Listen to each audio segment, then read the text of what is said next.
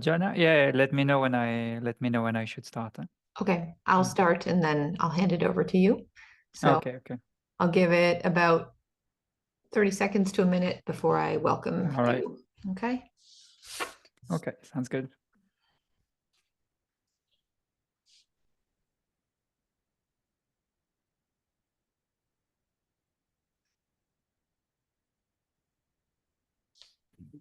Hi, Joanne. Hi, Norman. How are you? Very good. Good. Nice to see you. Hello. Okay, so I think we'll get started. Mm, And we'll have, normally, as we always do, have people rolling in after the start. mm. So happy to be here today and see all of you and present our speaker or introduce our speaker today, Clement Gorin from Panthéon-Sorbonne. And he is talking about his work, which I'm very excited about, state-of-the-art economic development through the lens of paintings. And I was just speaking briefly with Clement, talking about how a couple years ago, if you were here for the Association of Cultural Economics International Conference in Bloomington, we had one of Clement's co-authors, Stefan Heblick, here presenting on some of this work. So I'm very happy to learn about all of the work that's been going on since then and this extension. So with that, I will just hand it over to you, Clement, and you'll speak for about 30 minutes or so, and then I will open up the workshop for discussion. So welcome, Clement. Thanks a lot for the introduction, and hi everyone. Thanks a lot for inviting me. So today I'm going to talk about ongoing, almost finished project called the State of the Art Economic Development Through the Lens of Painting. And so this is joint work with, as you mentioned, Stefan Heblick from the University of Toronto and Janos Zilberberg from the University of Bristol. All right, so a quick motivation is that there's been a lot of efforts in the literature to quantify economic development throughout history, but precise data, both in terms of location and in terms of dates on economic outcomes, right? So it could be living standards, some uncertainty, inequalities remain relatively scarce. And so the research agenda we started a couple of years ago was to use alternative sources because there exist many indirect depictions of this period, notably through preserved artworks. So people have looked at literature. There's a couple of ongoing works looking at music, and in this paper, we're going to focus on paintings. And so we think that paintings will encode valuable information about the socioeconomic context in which they were created, right? And so one of the novelty here is we're going to try to leverage very large collections of painting through recent advances in deep learning modeling, right, to exploit kind of these data sources at scale. And so in this paper, we're going to look at the aggregate distribution of the emotions that are depicted through painting that we're going to use as a statistic of interest, right? So there is a literature on looking at kind of how emotions or collective emotions are informative of social change, right? So this is going to be our outcome of interest. We have another line of work where we look at the different kind of objects that are depicted within the painting, but this will not be the focus of today's presentation. And so the idea, right, or the assumption that we make, right, is that painters are going to be influenced by their socioeconomic context and will encode some of their subjective experiences into paintings. And so, for example, right, we could look at time variation, right? So two examples, for example, would be the Garden of Earthly Delight by Bosch around the 1500s, right, representing a lot of mythical creatures, exotic fruits, right, briefly corresponding to the era of the Great Discovery, at least from a European perspective. And some time later, we also have paintings depicting kind of political turmoil, right, such as this famous painting by Eugène Delacroix, Leading the People. We could also look at time variation, right? And so as an example, right? There's this famous kind of portrait painting of Napoleon crossing the Alps by Jacques-Louis David, celebrating the military might of France at the time. And on the right panel, right, we can see what is largely considered as an English response to the first painting, which is not depicting Napoleon directly, but a painting criticizing the cost of war and of military ambitions. And so in this paper, we aim to make 5 different contributions. So broadly speaking, we analyze large collection of historical paintings as testament of the times and context. So a first contribution on the data will be to collect large data sets of painting images and attributes, right? So it could be the painting size and the year and location, as well as other information, as well as painters' characteristics, right? Such as nationality, typically, right? Then on the modeling side, we're going to design a deep convolutional network to extract the different emotions that are conveyed through paintings. Using this emotion, we're going to create a long time series across many countries, right? So we'll talk a bit more about the data availability in different countries, roughly from the 1400 onwards. And so we'll use these emotions or the variation of emotion across time and across space to learn something about structural change.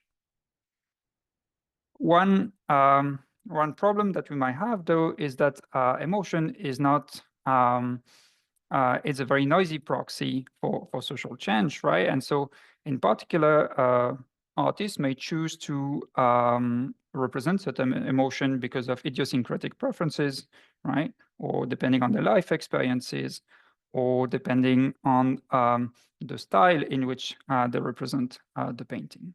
And so in this paper, what we're going to try to do is to isolate the part of the emotion which is attributable to a context, right? So when I talk about a context, I talk about a given location at a given point in time.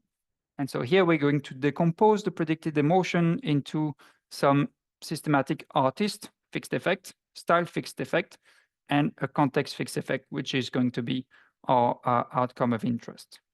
And so, in other words, what we're going to be interested in really is the variation in emotion that are in the depicted emotions, right, that are affecting all the different artists that are within the same context, right? So say, for example, French is affected by a conflict, and on average, all French artists will disproportionately represent, say, fear, right? And so this is what we are trying to capture. And so we're going to focus on the aggregate changes in emotion, right, depicted by artists within the same context. And so we're going to look at the level of each emotion. So how do emotion kind of vary across space and across time? But we also be interested in the variance in the depicted emotion, right? Some measure of dispersion, right? As a way to capture difference in perspective across artists, right? It can be that within the same context, right, artists represent very different realities, right? So you can think, for example, of the Industrial Revolution, right, where certain artists would depict kind of progress, advancement, wealth, and so on, right? Whereas other artists would depict typically the condition of the workers, right? So and so in this context, we would observe a larger dispersion in the depicted emotions. And so building on this, we're going to analyze country-specific events, right? So the shock, the persistence using event studies, and more broadly, we relate this evolution to structural change. Okay. So about the data, so we explored 3 main painting data sources, right? So the first one is Google Arts and Culture with a bit more than 300,000 paintings. Another one is Wikidata, which contains roughly the same amount of painting. And the third one is WikiArt, which contain short of 230,000 painting. And so in total, we have about 850,000 painting painted by 37,000 different artists. All right, so I'm going to talk a bit more about the coverage in a minute. And so that's for the images and attributes. So for each painting, we collected the year of production, right? And the place where they were produced, right?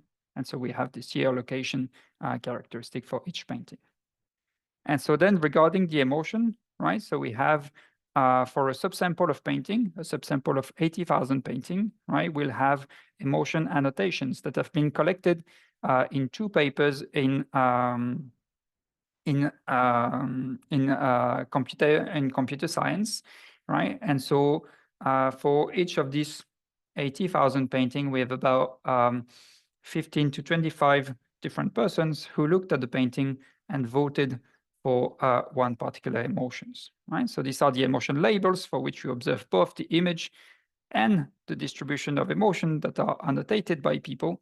And so we'll use this data to train a model to recognize emotion in any painting, right? And this is the model that we will apply to the entire collection, right, in order to recover the emotional content of the entire painting database. All right, so in terms of coverage, so we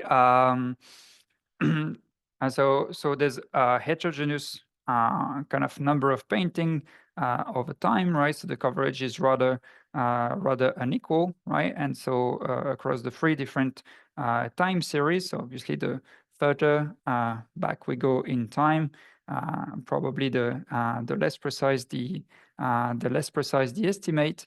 So we're gonna so when we come to the regression, we'll talk about how we deal with this, right? And in terms of spatial coverage, right, we'll focus mostly on analysis on 12 main countries, right, for which we have over 10,000 artworks, right? So namely Austria, Belgium, Denmark, France, Germany, Italy, Japan, Netherlands, Russia, Spain, and the United Kingdom, as well as the United States, right? And for some of the analysis, we'll also include 34 countries for which we have we have more than 1,000 paintings. So because we're using different data sources, right, we're going to have a number of duplicates, right? And so we devised a method. So detecting duplicates is actually difficult because many of the duplicate painting, right, are named differently or in different language. And for a large number of paintings that are somewhat less famous, we don't have a name at all, right? And so the duplicate detection methods uses directly the image, right? So we'll talk a bit more about this later. Okay. So regarding the emotion, so we use 9 fundamental emotion originally defined by Ekman. And so we have 4 positive emotion, right, which are contentment or amusement and excitement, 4 negative emotion, which are anger, sadness, fear, and disgust, as well as a kind of residual default emotion, which is other or something else, right? And so in the data, so in this 1,500,000 annotations, so annotator will see a painting and will record the main perceived emotion among these 9 emotions, right? And as I mentioned before, each painting will receive on average 15 to 25 annotation. And so we're going to, because different people looking at the same painting will express different emotion. And so we're going to treat this annotation as some probabilistic evaluation, right? So for each painting, we're going to recover a distribution over the 9 emotions. And as you can see on the graph on the right, there's a large imbalance across emotions. So some emotions are very common, other emotions are very rare, right? And so in order for the model to be able to deal with these different emotions equally, we're going to have a weighting scheme.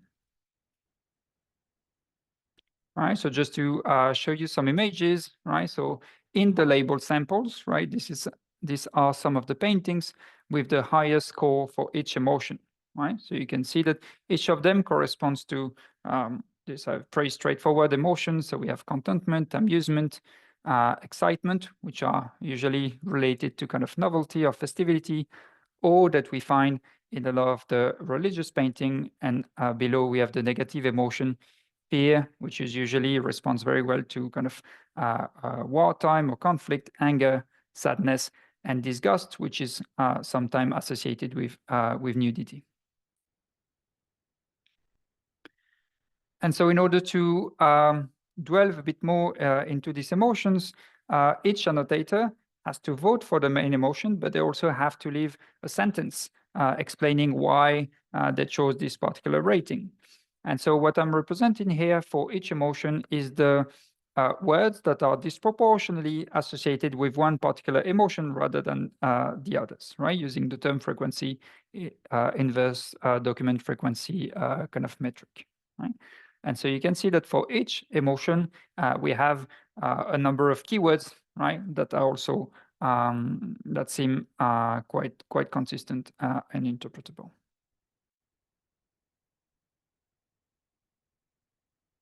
Okay.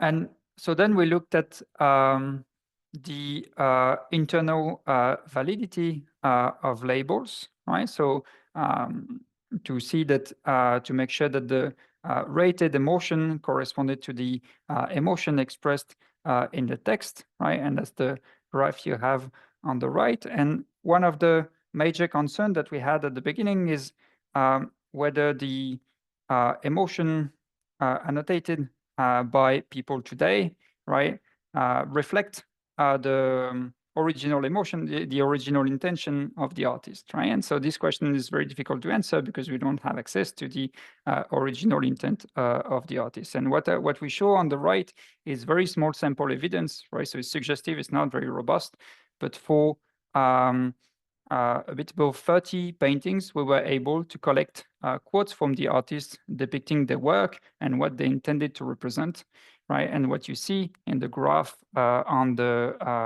right, right, is the emotions expressed by the quotes of people, right, versus the emotion that were expressed by the original artist, right? And so we don't have a definite metric of distance, right? So the way we chose to measure it, right? So in the green distribution, right, you have a measure of distance, right, between the artist intent and the justification that people write. And in the red area, you have the justification, which is matched against a kind of a random artist quote, right? And you can see that the distance is somewhat larger. Okay. Yeah, this I'll skip it. All right. So emotion prediction. So here we're going to adopt what is known as a transfer learning approach. So we'll use convolutional network, which is known as an efficient net model, which has been pre-trained to understand images, pre-trained on the very large collection of image called ImageNet. And so we're going to use this model to extract a number of features from the image. And using the extracted features, we're going to fit a multinomial logistic model to predict our distribution of emotion. Right. So to give you an intuition, right? So this is an example, right? So the pre-trained model already extract features that are able to encode the presence of many different objects that can be found in real life, right? So in a way, the pre-trained model already understands images, right? So it's able to distinguish different classes, right? Church being one of them.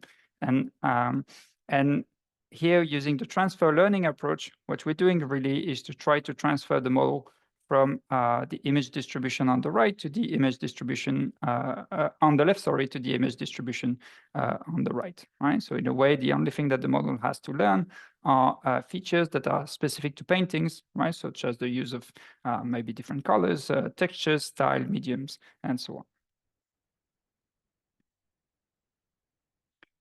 And so here, because we're trying to minimize the distance between two distributions, we're going to use the KL divergence, right?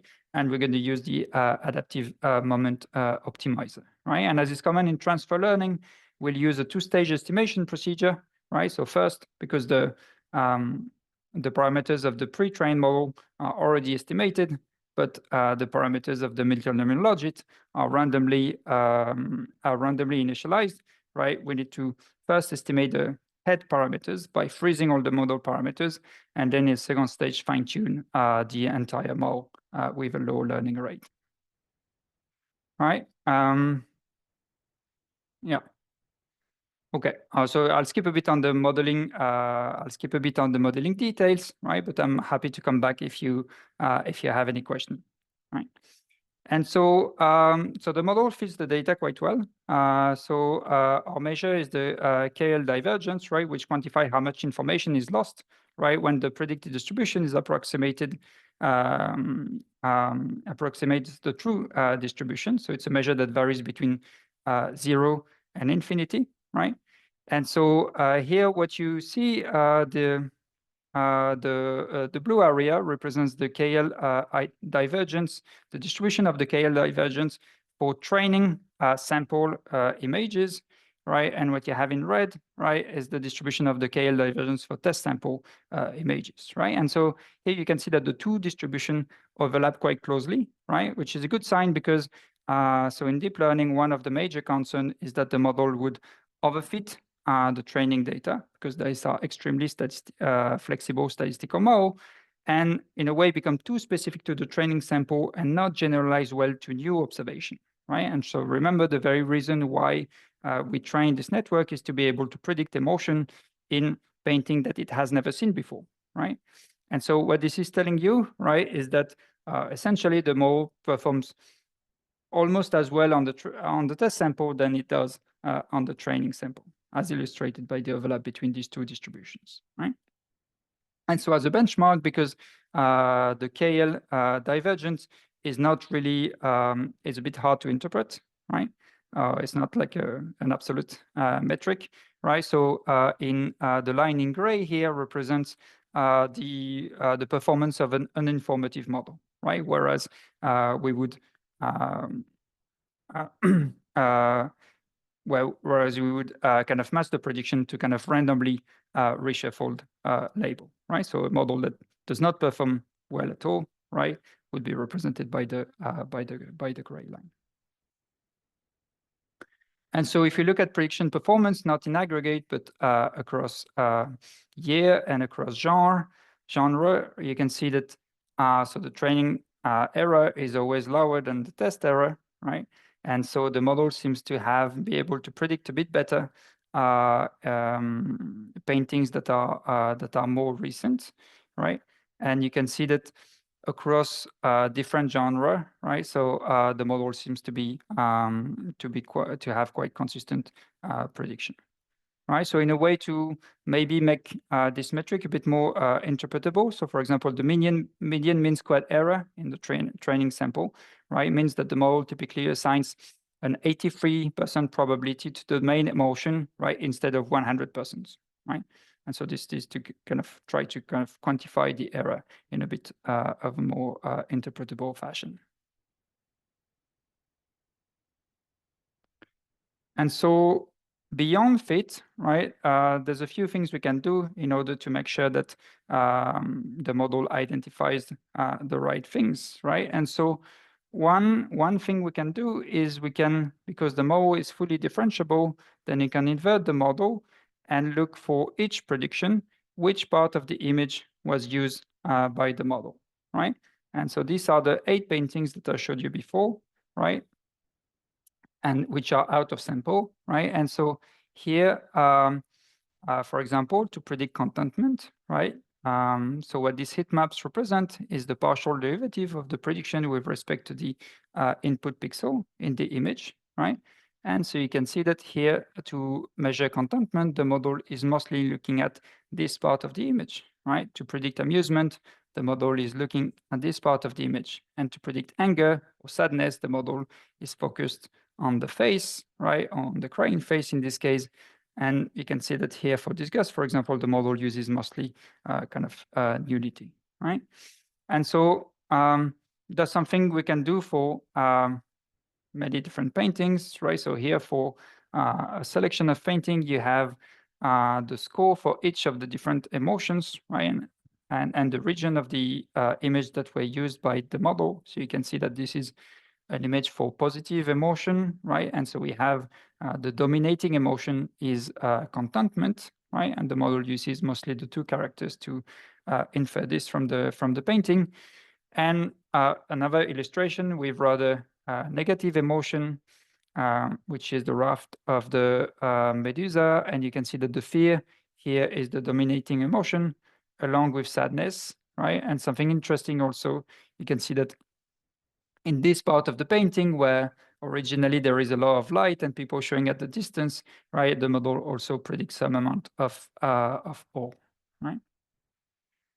So it seems that what the model is doing is relatively interpretable.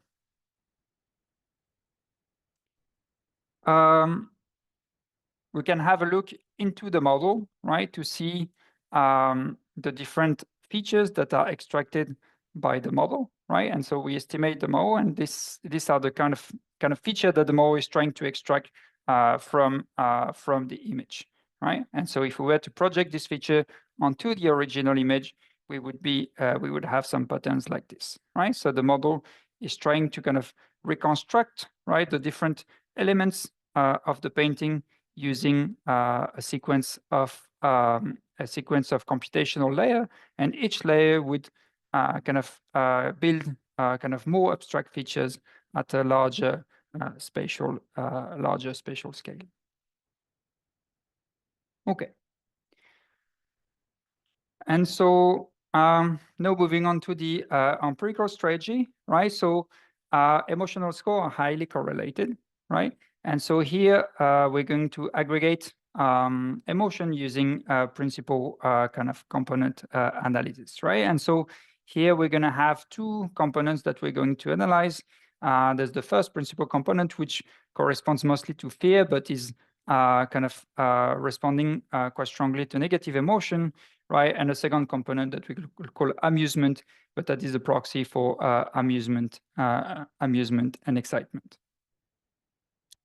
So here what we're going to do, right, for each of the depicted emotion, we're going to try to decompose the emotion into an artist-specific fixed effect and a context-specific fixed effect, right? And so what we're going to be interested in, as I mentioned before, is the part of the emotion that can be attributed to the context, a given location at a given time, right? So the part of the emotional content which is going to be attributable to all the artists kind of that share the same context, right? On top of this, right, we'll use two simple indices, right, to explore our statistics. So the first one is going to be a positivity index, right, which is just for each painting the ratio of positive to negative emotions, right? And another one is going to be a disagreement index that's going to capture the dispersion in the emotion that are expressed within a given context. All right, so some of the results, so we start with just correlational evidence, mostly for France, but we have produced the graph for many other countries. So on the left panel, for example, right, you can see the evolution of the fear component across time, right? And in the shaded areas, you can see periods of conflict, right? So there seems to be kind of larger variation in the fear component in periods of conflict, right? So one notable exception in this case would be the 30 Years' War, right? Which is a conflict where the French kind of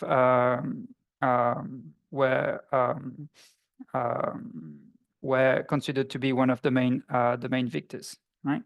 And zooming on a particular area, right, which is the Napoleonic War, for example. So you can see here the plain line is going to be the evolution of the fear factor for France, And so here we have the French Revolution, and you can see that throughout the revolution, the fear factor would be increasing. Then around this time, we have the entry of Napoleon into power, and you can see that then shortly after the start of the Napoleonic War, on the period where the French were winning the majority of their battle, but you can see that from this period, which is when Napoleon actually just starts to lose the battle, the fear factor seems to increase a great deal, and even above the pre kind of revolution period. Right, so this is just correlational evidence. Another correlational evidence is so we compare here the evolution of disagreement, right, in the depicted emotion with measures of historical measures of inequalities where we have them, right? So this is still for France, and so you can see that there seems to be a close relationship, right, between historical measures of inequality and historical measures of kind of disagreement in the depicted emotions. And so to formalize things a little more, right, so we perform collapse two-way fixed event studies, right, with artist, time, and country fixed effect in order to identify the emotional response to three categories of events, right? So we're going to be looking at wars, we're going to be looking at trade shocks, and general strikes. And so there's more work needed for better identification, right? So you can also take this as a suggestive correlation. Right, so what we have here, we aggregate very different events, right, happening across different countries, right, and the event horizon will be normalized to 0. So this is the time at which the different countries would experience the conflict, right? And so you can see here that the pre-trend is not significant, right, meaning that countries who experience conflict and countries that do not experience conflict kind of do not differ much, right? And you can see at the event horizon, right, so the treatment being the conflict, that we have a strong positive increase of the fear component, and the effect will persist for the next 8 years in this case, right? And so simultaneously, you can see that we have kind of a decrease in the positivity component. So if we look at the average impact of trade shock, which is also interesting, you can see that in the short run, the fear component seems to increase and decrease quite largely afterwards, and so does the disagreement, right? And you can see that the amusement, which is in the paintings typically associated with like new variety, tends to increase over time, and so does the positivity. And finally, looking at general strike, right? So here we have a bit of a pre-trend, right? But it seems to have also the expected sign, right? Whereby the fear component would decrease over time, and the positivity would increase also over time. Right. So so in this paper, we investigated the evolution of residual emotions, right, and see how it can shed light on structural change experienced by the different locations. So the ongoing work is to examine how emotion correlate with indicators of economic development and how they respond to major socioeconomic changes, right? So we have collected data on political transition, on climatic variability, trade dynamics, and technological adoption to replicate the exercise that I've shown you just now, right? Yeah. So that's it. Thanks for your attention, and I'll be happy to take any question and discuss. Thank you, Clement. This is fascinating. Please, everybody, put your questions into the chat or just raise your hand and I will call on you and we can have a discussion for the next 25 minutes. I'm happy to start. So honestly, the computer vision aspect of this work is the most fascinating to me, but it's also the part that I do not understand. So I'm probably not going to say anything about that. I think I have two questions. One is, and mostly they are an extension on the work that you're doing, since I know this is a fairly, long project that has been in the works for a long time. So the first is, well, first, a simple one. You mentioned that you collected where the paintings were created, but also information on the artist. And I'm wondering if you also have the birth sites of the artists. Especially with so much mobility and migration among so many of these people, it would be interesting to sort of rerun this model, considering where these artists were born, as opposed to where the painting was created. I'm sure there's a high correlation, but just something to explore I thought would be neat. And then I think my other question, and maybe you've already done that so you can answer, but my other question was thinking about an extension on what you've already done here, which is, so right now we're looking at sort of in, contemporaneous correlations between these emotions and then historical events. But I wonder whether this portion of the project to must be seen as the mechanism that could potentially explain other types of societal transformations and societal changes that might not be directly measured by an event. So, for example, increases in changes in public health, so changes in the health of a society, or changes in sort of these sociological changes that are often very, very hard to find the mechanism for, but maybe this could be one route to go in that direction. And I'm just wondering whether is that the goal of this work? Is that something that is already started, whether or not it's been thought about? Okay. Yeah, thanks a lot for the question. So that's really interesting because so maybe I'll answer first on the mobility part. Okay, so for this project, we're not looking at artist mobility, but for the next project, we have collected for a subsample of artists, so all the artists that are present on Wikidata and Wikipedia, right? So not only the birth and death dates, but also all the dates at which they have been recorded, right? So whenever in the Wikipedia page, for example, there would be a time and a location, right, at which they have been mentioned to be, right? And so for this, we use a language model to extract all of this, right? Then we record this location. And using this, we're trying to recreate the mobility trajectory of artists by crossing this data from Wikipedia, as well as the artworks for which we have a given location, right? And so what we found in this very preliminary work, right, is that artists indeed are actually very mobile across locations, right? And we're quite surprised by this, right? So in this work, we don't consider this particular mechanism, but that's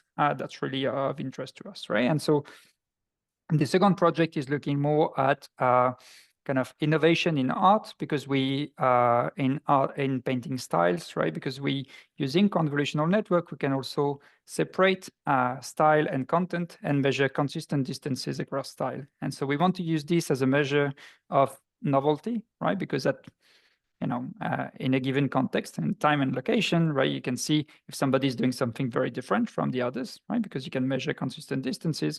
So you want to use this as a measure of novelty, and also as a measure of influence, because maybe at time t+1, this guy who is doing something very different is going to be kind of the center of a new cluster, right? So his style, quote unquote, has been adopted by others, right? And so in this, because we're looking mostly at historical period, right? So the mechanism would really be the mobility, right? And so the kind of effect that we expect to find is probably for artists, maybe that were, say, in the French countryside, and then you see that maybe they paint in a similar style, and then they move to Paris, and finally there's all these different styles that coexist in the same location, and suddenly you would see that the style would start to evolve, right? So that's so that's a more specific, I guess, paper on the mechanism. So this paper is really kind of a big picture paper, and so the thing that we're trying to show really is that paintings do provide valuable information about historical context, right? So I think this is the main goal of the paper, even though it's and so you can take it in many different directions, but that's what we're trying to do, because when looking at historical data, there's mostly very few kind of aggregate time series on only measurable characteristics, right? Such as just GDP, for example, right? But it's much harder to say we don't have time series on a lot of kind of lesser known events, right? And so our hope maybe is if we can convince that paintings can be used to tell something about historical events, maybe you could look at also more precisely at the time series to find maybe times of kind of more subtle changes, right? As you mentioned, right? Which might not be as documented. Yeah. Okay. Wonderful. Yeah. I thought that there were other pieces. I mean, this is a wonderful big picture paper. It is just giving the full-on description of how this is going to work, and then being able to apply this to all of these questions, I think is the interesting part. Tim Wojen, can I have you actually ask your question so that you can give a little, I mean, it's a methods question, but maybe you're better to ask that since you have a very distinct reason to ask that in mind. Sure. I mean, statisticians, I'm asking, have you considered using Bayesian random effects models rather than fixed effects? Particularly if you have a lot of subjects and some of the subjects have few observations, random effects do a much better job than fixed effects. And statisticians, essentially, they think that variant effects or random effects should be the default and only not used if there's something that invalidates them. Whereas economists think that fixed effects is all there is, and there's nothing else.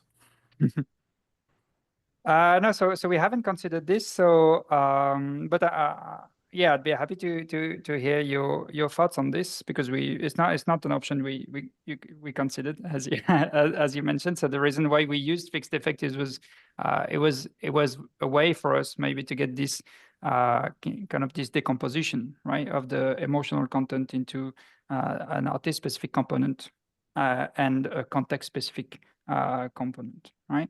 But we haven't considered using random effects, but I'll be looking it up.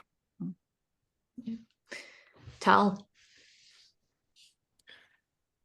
Yeah, thank you very much, Clement. It was really very exciting to watch this presentation, and it's really, I think it's a really wonderful and very creative way to show how culture in the narrow sense of art reflects and is linked to culture in the broader sense of way of living, of civilizations, of countries.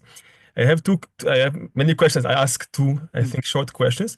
One is, you went over this quite briefly. I wonder why did you even check about this correlation between the disagreement level and the inequality and social inequality level? I didn't understand what the rationale behind this. I'm very intrigued to hear. And the second question is because you looked both on the level of emotion before an event and after an event. So did you find any instances or types of events where the change in artistic content, in emotions, in artistic content predicted, or maybe, let's say, more predated events? That's okay. Okay, so very interesting. So yeah, so about the disagreement inequalities is so our measure of disagreement would be in a given context, a measure of how the ratio to positive to negative emotions, right? Essentially, right? And so say in a society where everyone is happy, then everybody would represent like positive emotion. In a society where everyone is happy, everyone will represent negative emotion. But essentially, this disagreement index, right? If it's high, if we have a high variance, it means that different artists that live within the same context express different views on their societies, right? Different views on their surrounding, and choose to express different emotion through their artwork, right?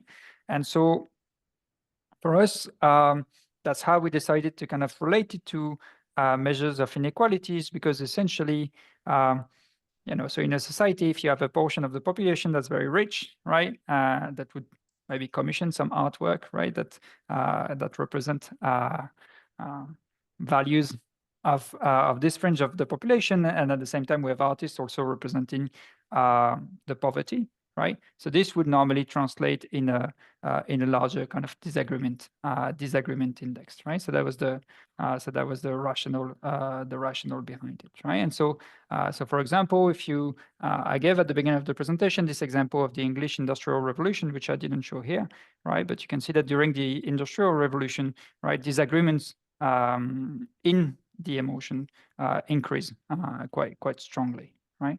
And so that's the main idea that we hide behind this. But I'm happy to hear your kind of your thought on this, if you think that's reasonable or not reasonable. And so yeah, and maybe regarding to the pre-trend, right? So in the event study, right, for example, there's one that I showed you where there was a pre-trend. So for example, for social movement, right? So you can see that the emotion started to move before the actual event, right? And I think this is interesting because there's also this, so here we see, so the main story in this paper was that context would affect artists, and then they would choose to translate their individual experience into the paintings, but we kind of we don't consider the fact that artists themselves might have a role also in shaping kind of cultural dynamics, right? And so in particular for social movements, right, this pre-trend might be linked to the fact that some artists are some kind of precursors, right, and would actually lead the direction of social movements, right? And that's yeah. But I guess on the other hand, you could think about, I mean, one thing I was thinking about was the lag between when these paintings are painted and when these emotions are felt, right? So it normally takes a good deal of time to finish a painting. And so, looking at your event timeline, I was trying to understand how that might be adjusted to think about the production phase. Yeah, so it was but I mean, I don't remember what slide it was, but I thought that one slide, there was a very clear distinction between when that event occurred, right? And then so the confidence intervals were not different from 0 prior to the event, and then afterwards they were. So I thought there was actually a very clear distinction. Which slide, I guess, do you have a graph that shows that illustrates? So maybe it was the one on war and conflict. Oh, okay. Yeah. So I was actually hoping to see more of that, because then I was thinking, well, then how would you start to create forecasting models with this work? So that would be and I think this maybe gets to the next question I'm going to ask from Doug, but how would this work be helping to predict what we might be coming, instead of sort of understanding what's already happened? But so Doug's question is, I'd be curious to hear from the authors about what their project goals here are in terms of what kind of economic hypotheses this method will let them test. I see the descriptive fun here, but what economic hypotheses do you want to test specifically? So as I said, this is more like of a big picture kind of paper, right? So I think our idea here was to start series of paper that use paintings, right? And so the first thing we had to do is to show that you can say interesting things using paintings, right? And particularly can say interesting things about historical context, right? And so so I think the hypothesis that we actually want to test is something that we'll do in the next paper, right? And so notably the one that I mentioned, like this gravity of idea, right, where we look at mobility as a channel for the diffusion of knowledge, right? So it's typically a mechanism that we can try to test using this data, right? So this particular paper is very much like a descriptive, essentially like a descriptive paper, right? So we're trying to look at different outcomes, right? But these are also handpicked or outcomes that have been explored previously in the economic literature, right? But yeah, once again, the main message is, right, is paintings seem to be usable, right, to tell something about economic history, right, essentially. Yeah. Can you talk a little bit more about the data? This was something that when I heard Stefan's keynote, I didn't really, I understood, but maybe I wasn't convinced. So the data come from random individuals who are essentially labeling their emotion when they look at a painting. Is that correct? Yes, exactly. So how randomized are these individuals? So here we take the so it comes from two different papers, right? And so so the labelers are not art experts, right? So they are, right? So kind of oh, so these are experts. No, they're not experts. I'm right? sorry, So they're these not are experts. Yeah. Okay.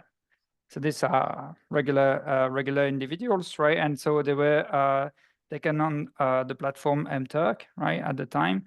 But sadly, we don't have any for these labelers because it's a computer science paper. Probably they didn't collect any of the age, gender, and so on viable, right? So we cannot really explore that dimension, right? So what we have is one of the papers explores emotion across different cultures, right? And so there's a bunch of English-speaking labelers, Spanish-speaking labelers, Chinese-speaking labelers, Arabic-speaking labelers, right? And so we can perform comparison across the different groups, right?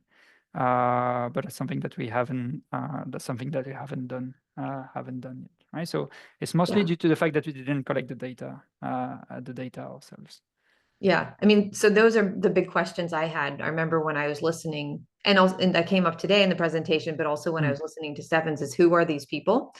Where are they from? So if I'm looking at a painting, if I'm French and I'm looking at a French painting, I think I'm going to experience it a little bit than if I'm an American looking at a French painting. But understanding the characteristics of these people and the random nature, and then obviously, I assume that they're not the same people. I assume they're not bots, but at the same time, right, we have to be careful too. But so Trevor's question, he mentions you had some brief notes on the challenges of determining artistic intent. I love that questions about artistic intent. But were you able to account for paintings commissioned by specific patrons for their purposes rather than created only by the artists themselves? I'm guessing no, but this is a fun question to think about. Yeah. That's actually something that we've been doing very recently. So we digitize I think 1.2 million transactions of painting from archival records. And so what we were trying to look at is to match the painting in our database to this database of paintings sold, essentially, right? And so so this is very recent. So let me get back to the slide so I don't make any mistake. Yeah. Yeah. So I think there's two sources of bias in our data, right? So the first one is probably that we observe by definition only the paintings that have survived, right? And so these paintings that have survived, right, might not be kind of a random subset, right? It might be the paintings of, say, more famous artists, for example, right? And so, and another source of bias would be indeed this kind of commissioned artwork, right? And so what we're able to do, which speaks indirectly to this, right, is to compare the emotional content of the artists that sold artwork according to this database with painting that didn't sell artwork according to this database, right? And so here it'd be like indirectly, right, comparing maybe more marketable, right, or prominent artists with other somewhat less well-known artists, and we didn't find significant difference in the emotional content, right? But this is a very indirect way of measuring this, right? And I think at the painting level, it'll be very hard for us to know, except for a very small sample of painting, right, which has been commissioned and which hasn't, right? Wonderful. Neil. Yeah, I have a quick question. What genres of painting did you leave out? For example, I can't imagine it would be, I don't understand how you could do abstract painting as Jackson Pollock. Where does a Jackson Pollock, for example, fit into your to your grouping, and what other genres are like that you had to leave out because they don't really show or don't easily show the emotional characteristic that you're describing? Yes. So we have a list of the genre in the appendix. I can find it exactly, but it's true that for abstract painting, so the model works mostly for figurative paintings, right? So most of the, right, because I guess so back for the time period that we look at, I think there'll be more figurative paintings, right? But after the advent of photography, we have much more abstract paintings, right? That can that people can appreciate, maybe not only using the image, but also knowing kind of the approach of the artist, right? And so here, the residual emotions, right, that we don't focus on, which is something else, right, is actually the dominant emotion for most of this recent work, right? The abstract work, right? And so because the more we train using this data, the more also tends to see kind of this something else emotion for kind of more recent work, right? So I guess the more would not apply to recent abstract work, right? But so for the period that we look at, the vast majority of paintings are figurative, right? So that's what enables us to exploit this, right?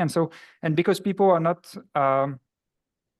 experts, right? So what the model tries to pick up is really kind of this fundamental emotion, right? So fundamental measures of fear, of pain, but because people are not experts, right? They would not pick up maybe kind of more subtle kind of symbol, right? Because they don't have any information about, they don't have much information about the context in which these artworks were created and maybe the greater meaning that they might have, right?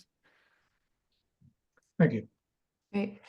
Tal, just before we wrap up, Tal puts in I think a good point, which is there's this assumption here that of temporal consistency, that of how people express and interpret emotions a quite long historical time span. So I think that just also, I mean, I think, you know, understanding whether or not how the model behaves with certain lags and leads might be a way to explore that. But really fantastic, really lovely to hear about this work. Thank you, Clement. I was looking forward to this presentation, and there was a good reason. So thank you for sharing that with us today. Thanks all for joining us, and we have added one more workshop for next week, and I'm sorry, for 2 weeks from today, and we'll send out an email about that. But this was the end of our formal series of the Center for Cultural Affairs workshop series. So it's been nice to see everybody over the course of this year. So thank you again, Clement. Wonderful to have you. Thank you very much, everyone, and thanks for all the good questions and comments. It was a pleasure. Great. Right. Bye-bye. Bye-bye.